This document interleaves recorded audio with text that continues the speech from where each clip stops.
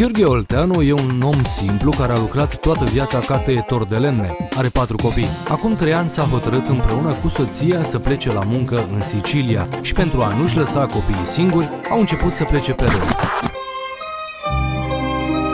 O jumătate de an el, o jumătate de an ea. Se văd de 2-3 ori pe an, dar banii aduși acasă sunt pentru ei o binecuvântare. În Italia am câștigat 700-800 de euro pe lună. Fata cea mare a lui Gheorghe este studentă la Finanțe Bănci în Iași.